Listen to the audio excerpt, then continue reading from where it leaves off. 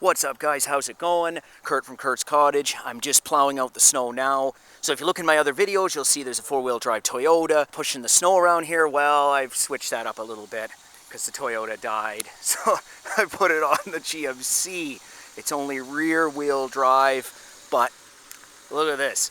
It works. So that's all I care about. So the GMC is purring like a kitten. All right.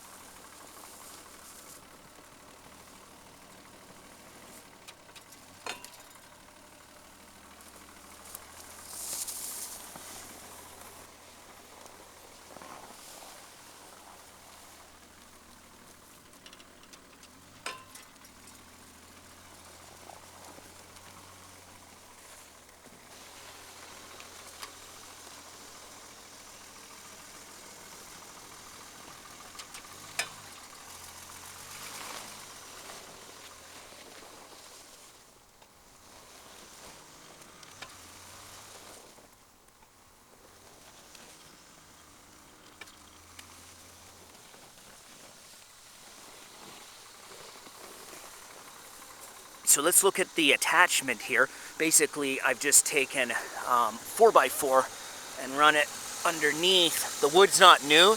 I did it in a jam, like it snowed, and I'm like, I'm not pushing the snow. So I'm just like, that's it. I'm putting this on, no fooling around. And I put this 4x4 on here. It just bolts into the two bolts. And I've just U-clamped it around the frame. And then also I've put, oh, it's cold. And I've just put a bolt through, it goes down, and then an L bracket to the bumper. And it's just a bolt going into. So these parts are just off of a trailer hitch that I put on my van, extra parts. So sweet, you know, I had the extra stuff laying there so I could just bolt it right on. If you watch my other videos, you'll see the plow in more in detail. You can check that out. And you can see over here how big this snow mound is. It looks like 3 feet high. It actually can push more than the car. Well, obviously it has more weight behind it.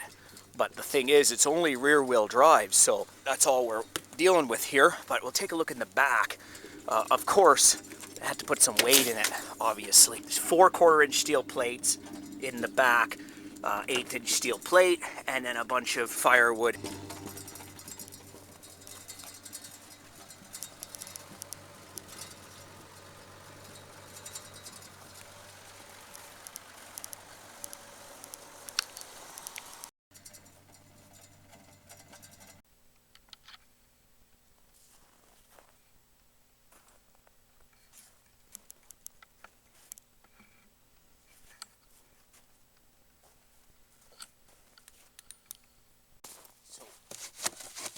Good thing to do is to shovel the snow off, scrape it off of it.